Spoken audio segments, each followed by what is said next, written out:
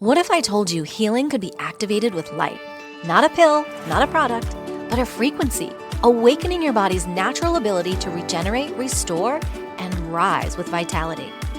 Hi, I'm Jennifer Pilates, and I've seen firsthand how light therapy patches are helping people all over the world reduce pain, calm inflammation, increase collagen, improve energy, and so much more.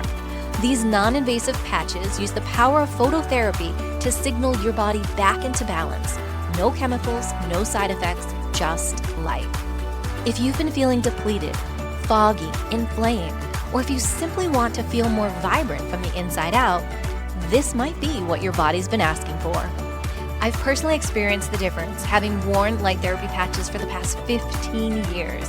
I've shared them with clients, my community, and my team. Curious? Head over to jenniferpilates.com to learn more or to reach out for a personalized consultation. Your body remembers how to heal. Light just helps it remember faster. Head over to jenniferpilates.com today to learn more.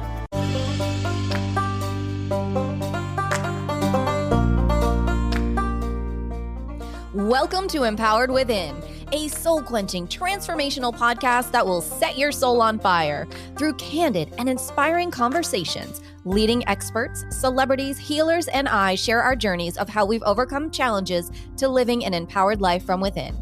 I'm your host, Jennifer Pilates. Welcome to another episode of Empowered Within.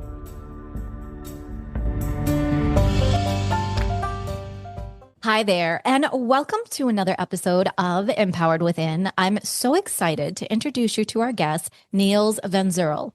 Niels is a rite of passage facilitator who has spent over a decade guiding women into Ireland's wild landscapes and forgotten sacred sites. Far from tourist paths, he leads profound spiritual ceremonies that help women navigate life transitions, step into empowerment, and embrace the next chapter of their lives. Through ritual and transformation, hypnosis, storytelling, and of course, Celtic wisdom, Niels creates initiations, not retreats, where women cross thresholds with courage and grace.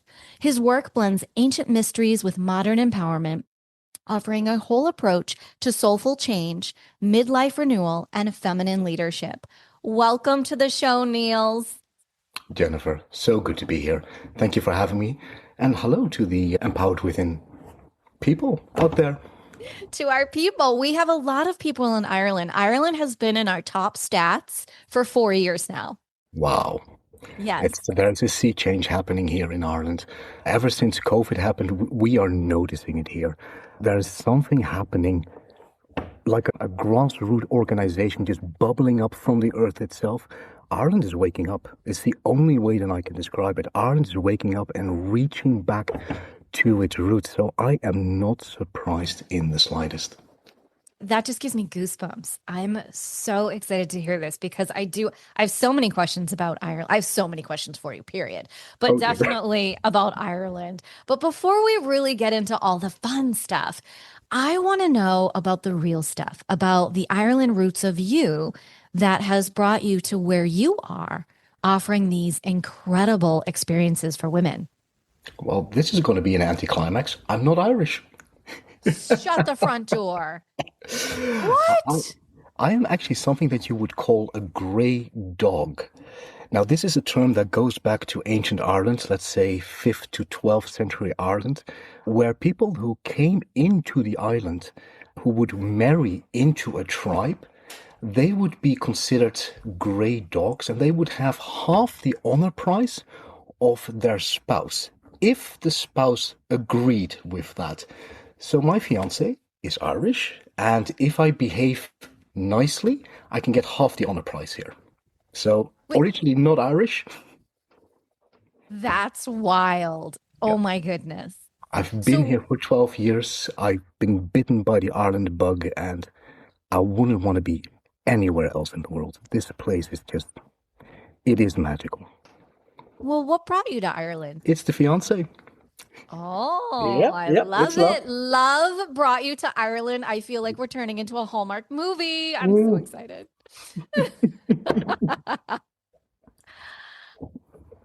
So together, tell me, because I know that she is also a big part Yeah. of these incredible ceremonies and experiences that you offer women. How did you two come up with this? Organically, it just grew.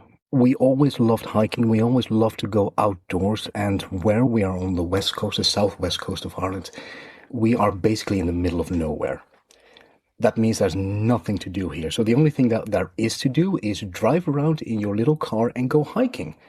And I've got an archaeological background, and I figured out really, really quickly what this land has in the amount of archaeological ruins, stone circles, castles, stone rows, ring forts, fairy forts. There is so much here. It beggars the belief.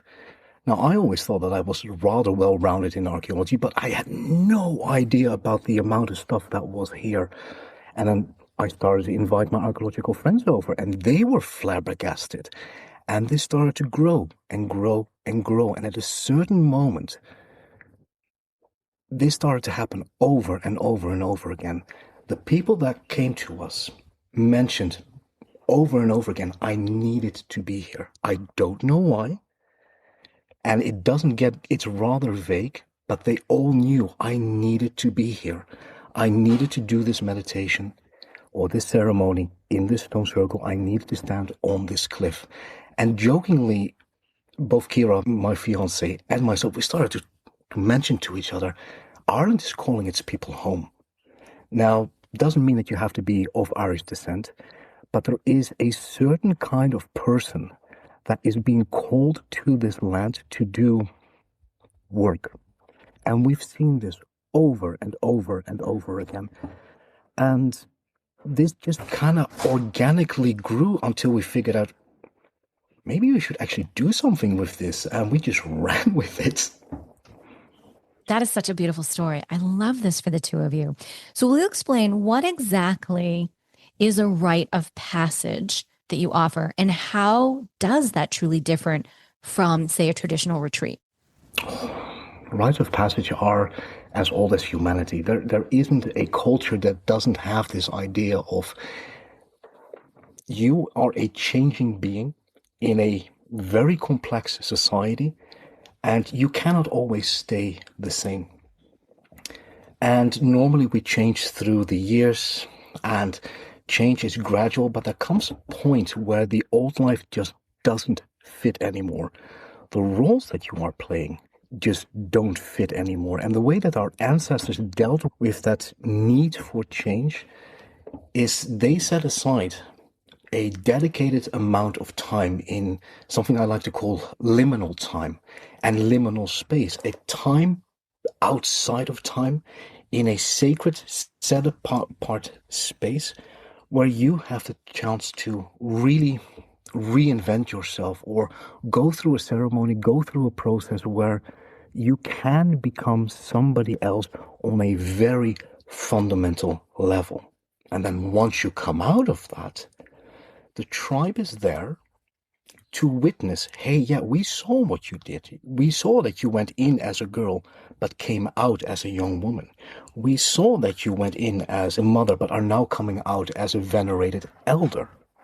And we are going to hold you to that new role. That's the way that our ancestors used to do that. It's called like, there is this need for change. It is in our blood. It's what we are as humans.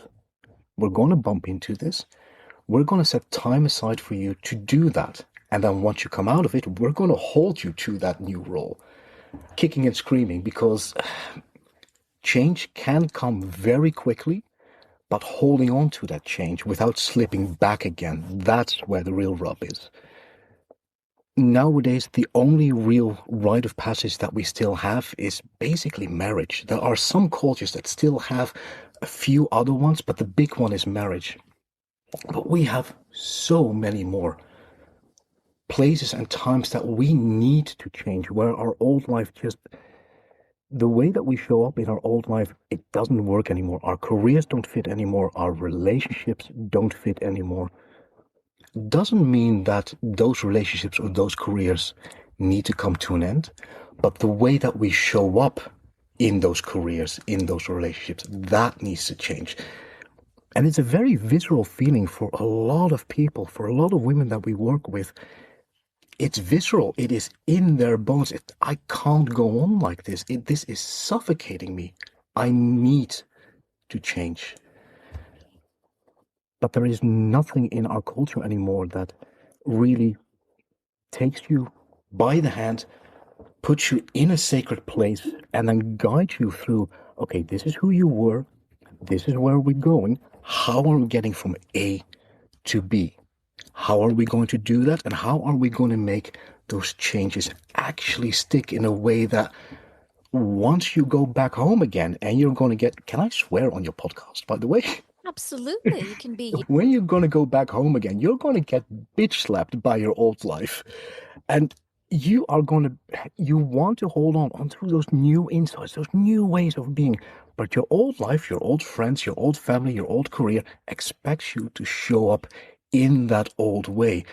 That's where the magic really needs to happen. And if you just have a nice experience, if you just went to another country, maybe you did some psychedelics, can be very powerful, by the way. I'm not downplaying psychedelics. But if you just have a wonderful experience without the tools and without the identity shift that really changes you at a core level, the moment that you come home again, especially in our day and age, where life is so hectic and there's so much pressure from family, from friends, from the culture at large, finances, everything, very difficult to keep those changes that you've made, to keep them if you do not have the tools and if you've not changed on a very deep basis, on an identity basis. So what we did is we basically said, we have this background, we have these ruins in our backyard. People are having these fantastic experiences. What more can we do? And we hearken back to our expertise in studying ancient cultures. This is how the ancient people did it. And we started to incorporate that, and the effects are mind-boggling. I tend to say to the women that leave us, do not divorce your husband on the first week back. Do not quit your career on the first week back. You will want to, because the changes that you've made are so profound. That need for change was so huge. Now you've actually done it. Now you want to change everything. Don't. Because if you do that, you're going to blow up your life. The way that you make this stick, the moment that you're on the other side, that you're back in your old life, is change one small thing at a time. One new piece of clothing, change one piece of furniture around, celebrate. I stood my grounds today. I said no today. I said yes today. In a way, I showed up in a new way. So both in the outer world and in the inner world, it is small changes that gives you the roots to actually make that kind of change lasting. But the things that people go through here are so profound that I really have to just go, hold on, girl, you do not divorce your husband the first week that you're back. I can imagine. So take me through, what is an experience? How does it all come together? Am I signing up for a week? Is it a weekend? Are we so immersed in everything? What are we doing? What does it look like?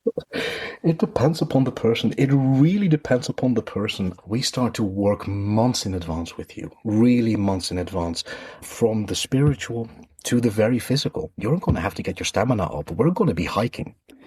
If you're going to go to these sacred places and you want to have an experience that really lasts, it doesn't work if you approach these sacred sites in the way that modern people do it.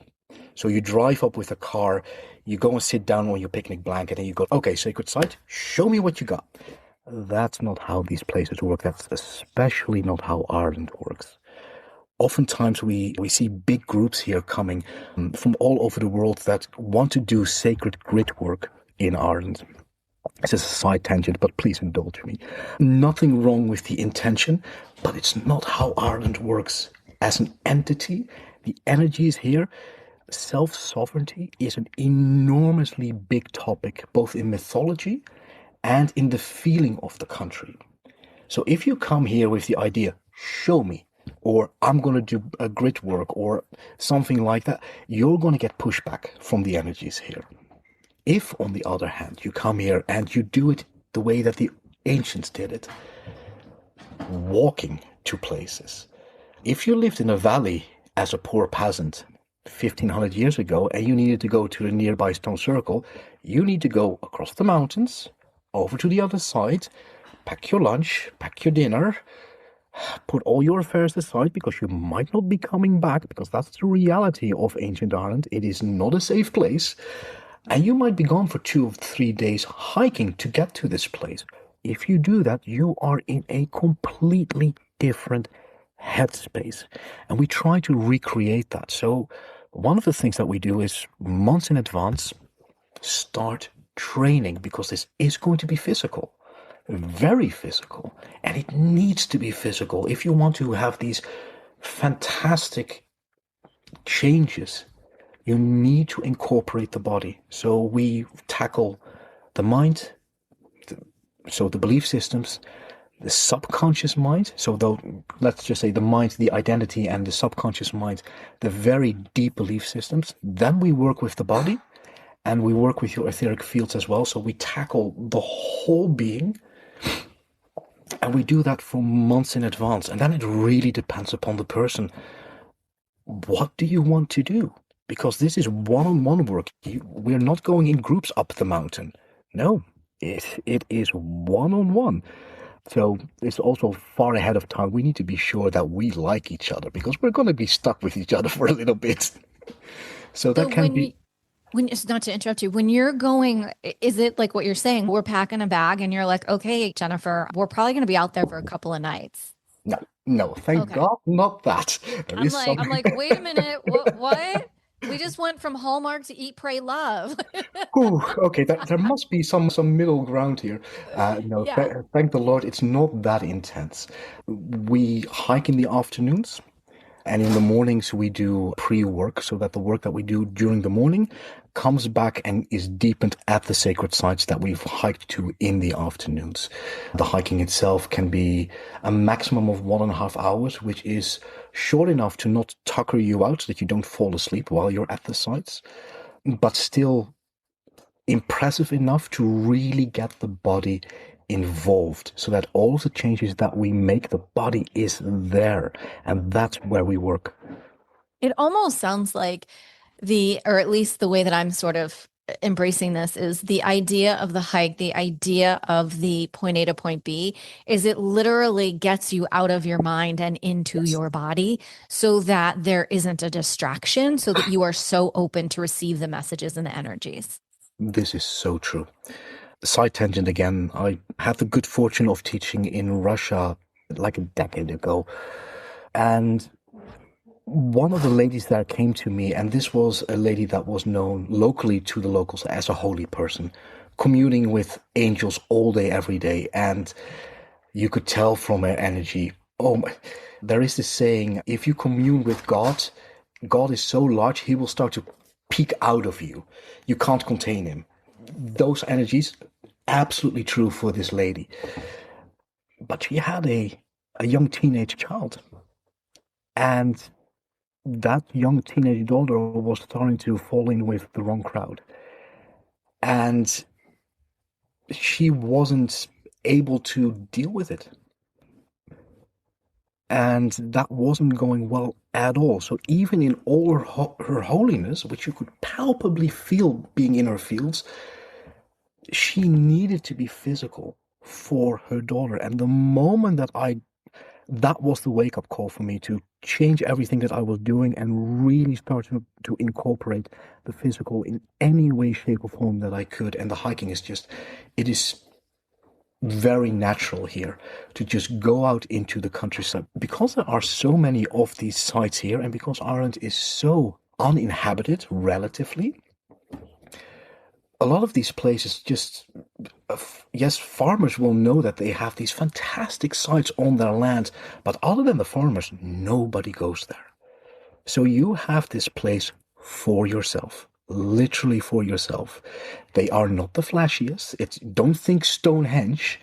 But the moment that you go off the beaten path, away from where all the tourists are, and are okay with having a hiking stick in your hand, getting into that trance-like state, because you are getting into a different consciousness band, yeah, then if you then arrive at a place and you start to play with the energies, it is something else. It is always just waiting what will happen. For some people, it is the very act of hiking and going to a place. The amount of times, Jennifer, that I've heard people recognize the sites. They've never been there, and they crest the hill, over the ridge, they see the site and they go, oh my God, I've seen this in my dreams. And that could be a breakthrough by itself. Or we could be sitting there and doing storytelling, or very deep hypnosis work, or other work, energy work, that is the breakthrough. It really depends upon the person. And it's not one size fits all. It is an interaction between the sites themselves, the surroundings, what the people themselves bring, how much they are willing to change. And then it is within that alchemy, it is a hell of a ride. It really is. It sounds pretty incredible. And so I can imagine, and you can feel it through you, the energies of Ireland. And Ireland holds a very special place in my heart. And then you've mentioned you've done work over in Russia, and there are so many places in our amazing world that hold special transformational energies. Why Ireland for you, besides your fiance? Why?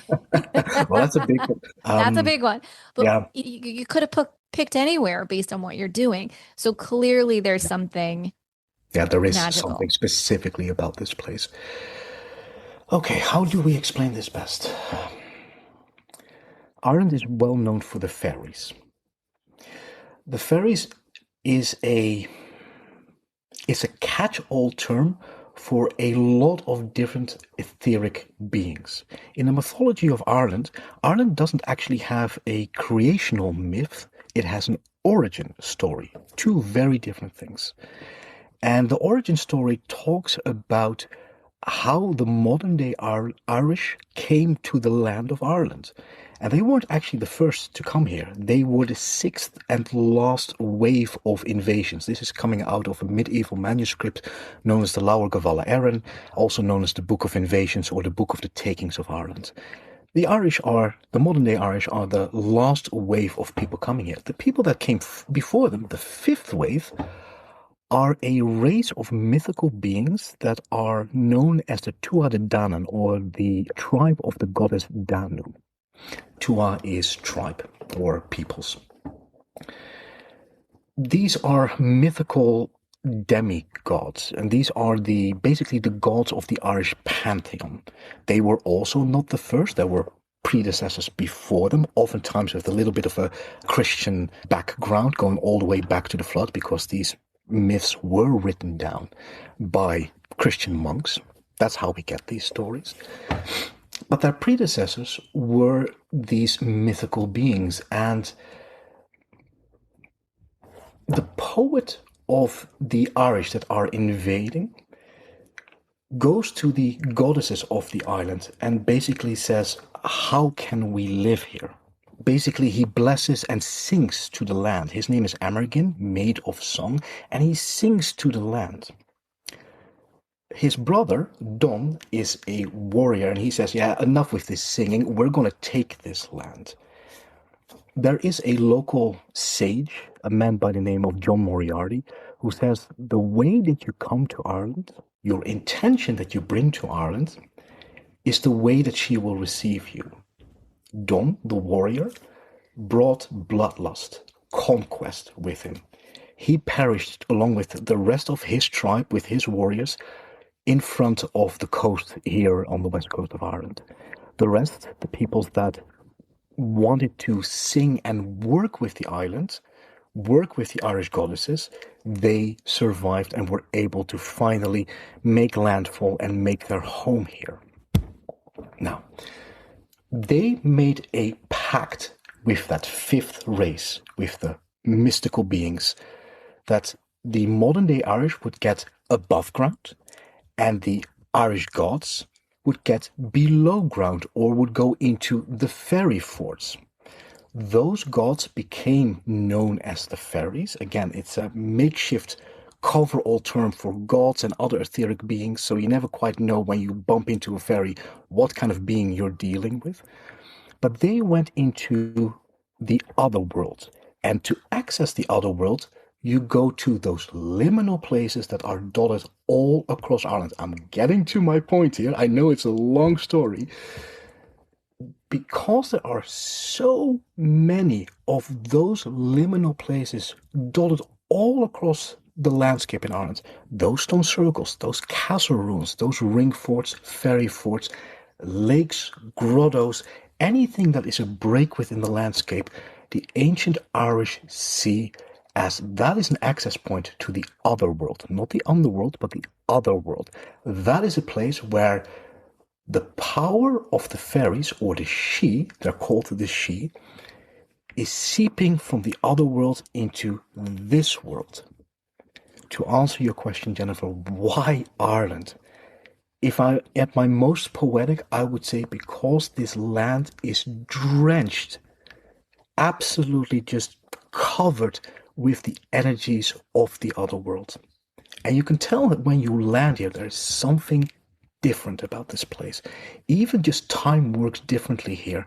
One of our American friends calls it fairy time, and it's everything just works differently here. That is how I would explain it. That feeling that you have on this land when you are away from the big cities, if you are away from the tourist traps, the power of the she, of the fairies, is everywhere. And this, to a city person or a modern Western person, this goes like, yeah, fun, of course, fairies. How whimsical. Leprechauns, pot of gold at the end of the rainbow. The Irish take this very seriously. Modern day, fully secular, sometimes still very Catholic or Protestant, Irish people don't believe in fairies, but they believe in fairies. You do not mess with the fairies. You do not mess with their ring forts or their access points from the other world to this world. Better yet, this comes back in. At a certain moment, France or the EU was asking Ireland, "What is taking you so long with building that highway in the west of Ireland?" And we're going like, "Yeah, there's a fairy tree in the way." Excuse me, what now? A fairy tree is in the way. An actual hawthorn tree, which is a fairy tree, which is an access point from the other world to this world, would have to be cut down in order for a big building project of a highway to be constructed there. You do not do that in Ireland. So a big hoo-ha was made about, okay, people were saying no highway, and the highway was actually moved, and that very unassuming little hawthorn tree is still standing there. That is how Ireland works. It is different here. That is so powerful. I love hearing this, especially right now in this day and time, because that's not what you might see out on social media right now about Ireland, or there's a lot that's going on in our world. Yeah. And I love that you're sharing this aspect, and you're like, my heart is there. I'm so grounded in the energies that you're bringing forth. And it just takes you back and makes it even more obvious to me of the world split that truly has gone on now. So there is the world that is exactly as you're describing. And those people like me are all in it. And I feel like I'm there based on how you're pouring the energies. And then there are the people that are not. I'll just say it that way, are not. And that's okay too. They're in their world, and that's what suits them at this moment in time. So for all of those people that are resonating with this, tell us more. How far out are you booking on these rendezvous? Because it definitely sounds like this is pretty darn close to a marriage. It sounds like this is a relationship. This is a commitment, not only to oneself, but with you and also in choosing to honor not only oneself, but the land and honoring you as the host there. Relationship is a good word. I always make clear before people set foot here, this is going to be intimate. It is going to be really darn intimate. There are going to be highs, there are going to be lows. It is part of it. It's never romantic, but it is going to be darn intimate. Because you are coming in because you want the deepest of change and you're putting time aside. You're really investing in yourself to go as deep as you possibly can. I and my partner are here to basically create the framework and to guide you both on the outside world, walk here, not there, and on the inside world, go down this route, not that route.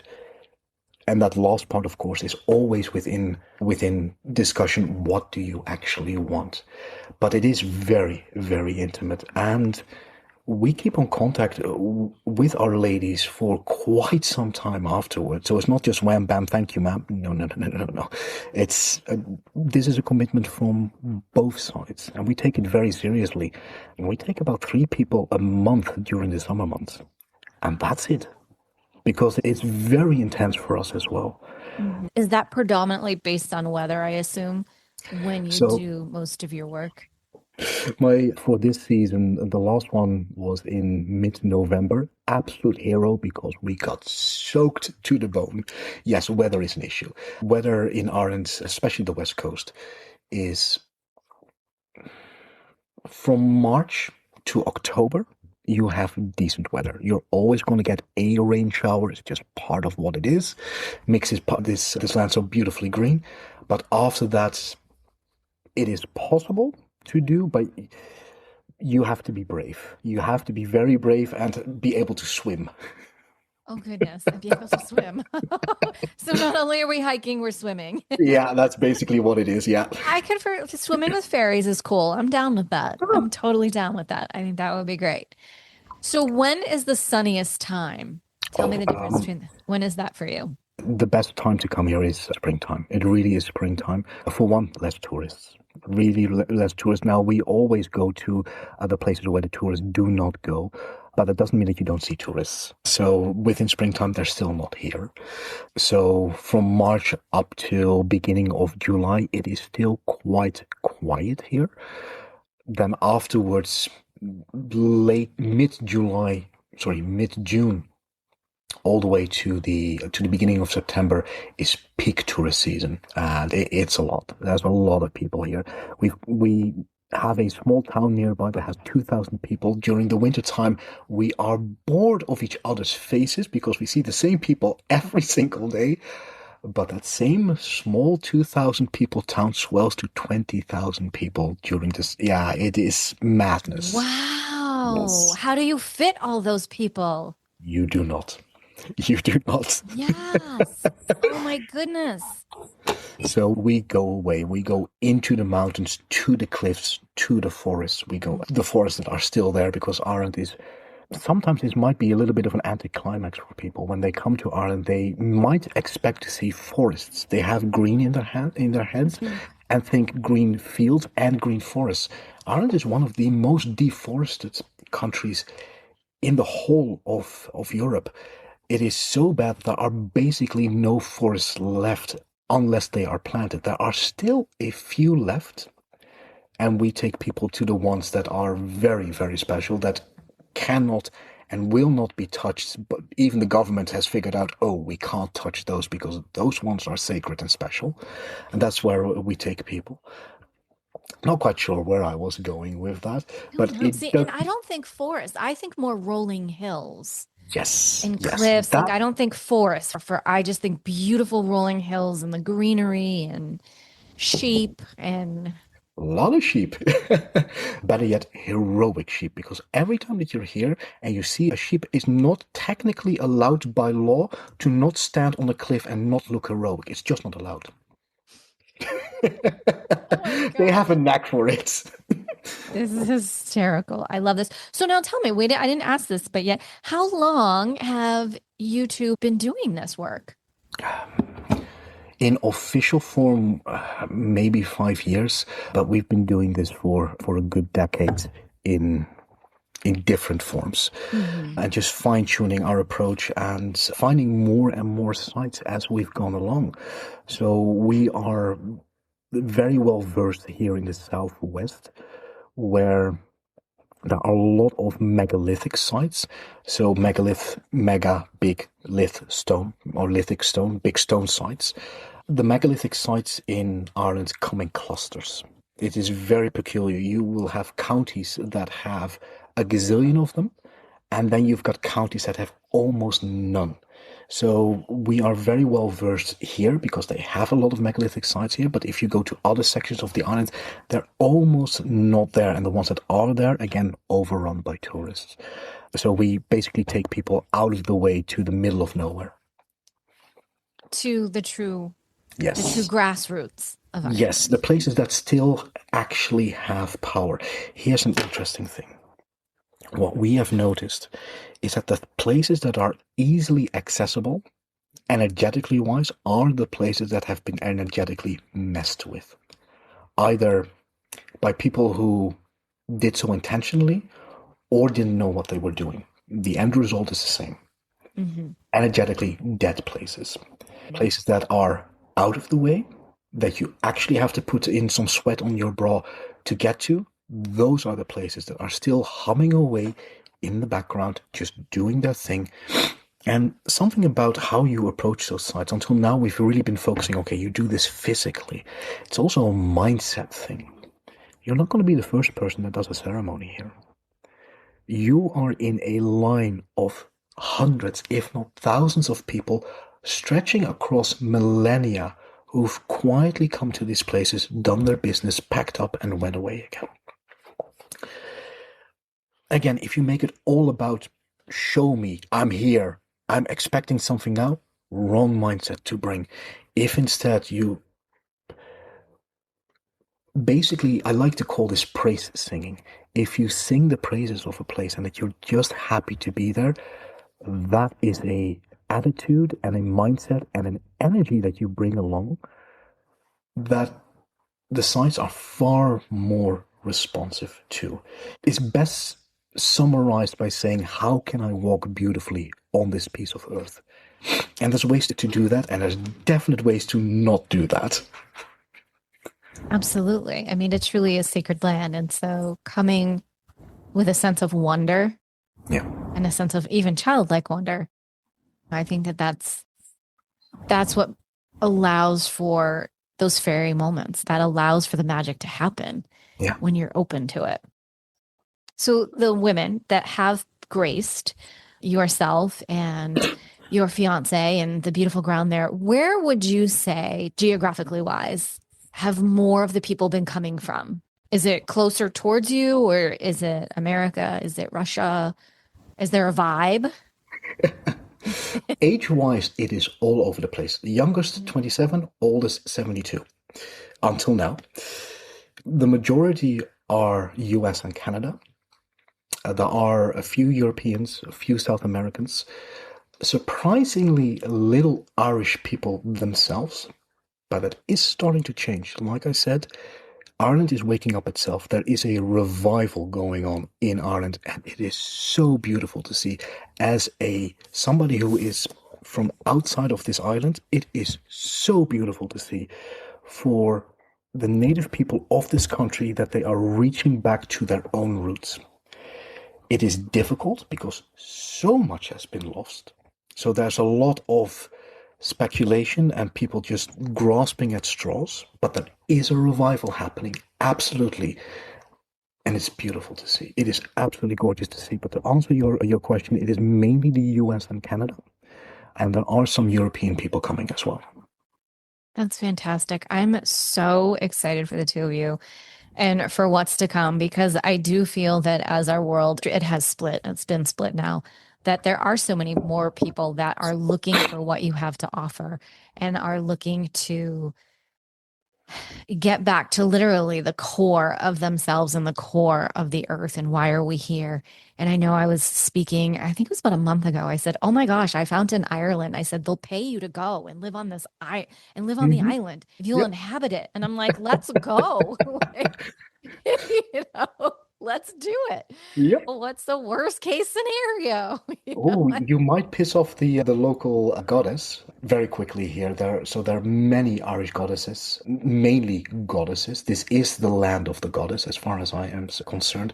And one of the, let's say, elder states lady of them is the kayak or the old hag of Bera, and she's known as the Lady of Storms or the Lady of Winter.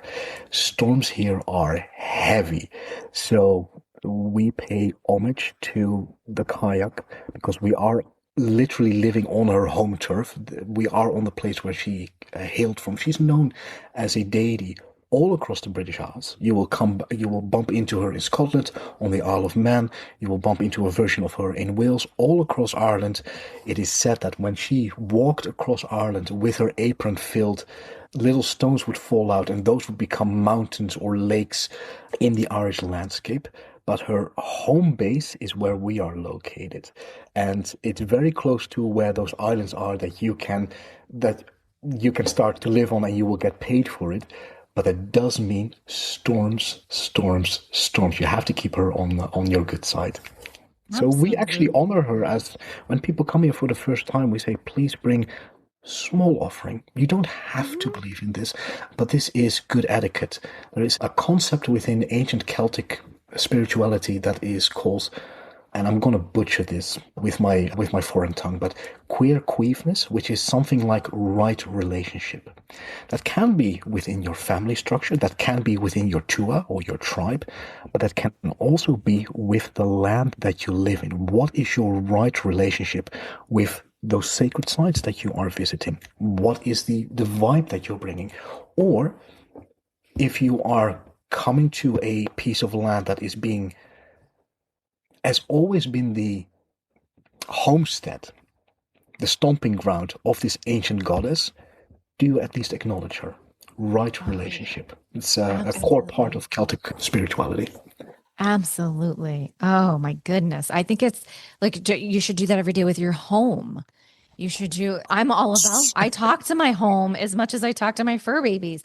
I love you. Okay. I'll be back, or we're going to bed. Your home it's your sacred ground. Absolutely. I think that getting back to again, the roots of that and people getting back to that in the sense of community, real community with real people, not via a phone or via an internet line, but truly human to human. And I think this is so special what you're doing. I can only just beam at that with a big smile. Absolutely. Well, as we are closing out the show today, is there one piece of inspiration or perhaps advice that you'd like to leave with our community today? Oh, wow. I'm just going to run with this. Is just popping into my mind now, and I'll try to keep this short. When I was a very young lad, my grandfather taught me chess. I wasn't very good, still am not very good. But I remember vividly an afternoon. He had put out his extra special chessboard. He had multiple, but this was the Lux version. And we were playing chess. And somehow, as a young kid, I was able to get his queen into a corner and surround it. He didn't say anything. He didn't say a word. But I remember the way that he looked at me to acknowledge what I did. It's the only thing. And that look that he gave me is still with me to this day. The acknowledgement of, hey, I see what you did there. A rite of passage. We can do this alone. It is absolutely possible. But there is something in being witnessed. If there are any Malice Book of the Fallen or Stephen Erickson fans out there, yes, I did say witness. That's an inside joke. Some people will love me now. Other people will go, I have no idea what he's on about. There is something about being witnessed when you go through something that deep. Again, if you're getting married, You are doing that in front of your family and loved ones because you want to share, but there is power in being witness when you say, yes, I will stay with you through better or for worse, for sickness and through health. There is something there. Our awareness is what we use to make sacred, in my mind. Our awareness is what we use to make sacred.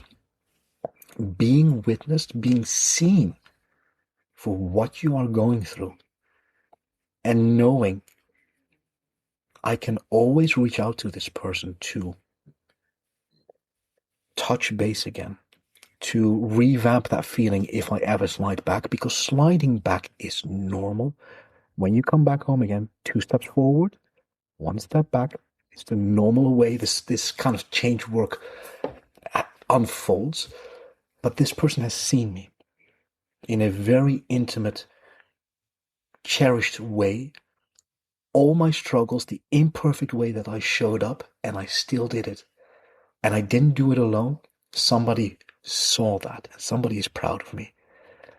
There is something about being a witness and the power of our awareness that we put upon things. In the same way that you show up to a sacred site, something might not happen the first day. Something might not happen the second or the 10th day. If you go to a bend in a river, something might not happen for 3 bloody months. But if you bring your awareness to that bend in the river, to that sacred site, on the 91st day, so 3 months and 1 day, something might happen. Us showing up consistently for ourselves, either in our inside process or in the outside world, in the nature, eventually there will be a reaction. It might not always happen as quickly as we want to, but there will be a reaction, and it is because of the awareness that we bring. And especially if we're praise singing in nature or at a sacred site, that reaction might come a little bit quicker. It's all about how you show up. Absolutely makes sense. Truly. Thank you for sharing that. It's beautiful. Well, for our amazing community who would love to reach out and learn more about you and learn more about how they can join and have an amazing transformational experience, where can they best reach you? It's all one word, adventuresinquietplaces.info. And that will get you through to our Substack. And then there's all kinds of ways to reach out to us, and we can have a talk. Yeah. And you can keep on reading and Absolutely. And yes, of course, all of the information will be over in the show notes. All the links will be there, and notes from today and all sorts of goodies that you can peruse through over at jenniferpilates.com. Thank you so much for teleporting me to Ireland today. I just feel so wrapped in fairy dust and magic, and this has been wonderful. And I'm truly honored to have had you on the show. Love what you're doing and cannot wait to hear how business explodes more as we are going into this new year and into all of these new transformational energies around the world. It's been an honor, Jennifer. Thank you so much for having me. Thank you. Well, as always, until next time, may you live an empowered life from within.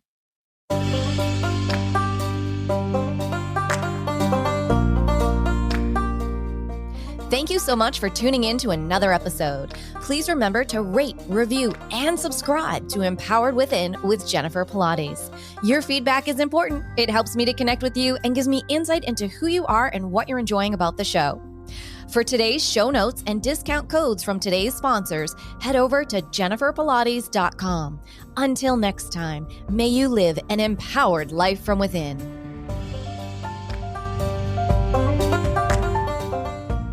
You've been feeling it, haven't you? That quiet ache, the heaviness, the knowing that something needs to shift, but you're not sure how? You don't need to figure it all out. You just need a space to release, realign, and remember who you are. I'm Jennifer Pilates, and I invite you to join me for Reiki Moon Magic Distant Healing, a sacred healing experience that goes far beyond Reiki. This is a transformational energy work that cleanses the emotional clutter, clears energetic blocks, and realigns your entire being body, mind, and spirit. Held under the sacred light of the moon, you'll enter a deeply nourishing frequency where healing happens on every level. If you've been carrying too much, if you've been waiting for a sign, this is it. Your healing, your release, your return to light. Reserve your space for the next Reiki Moon Magic Distant Healing at jenniferpilates.com. Come as you are, leave transformed and empowered, body, mind, and spirit.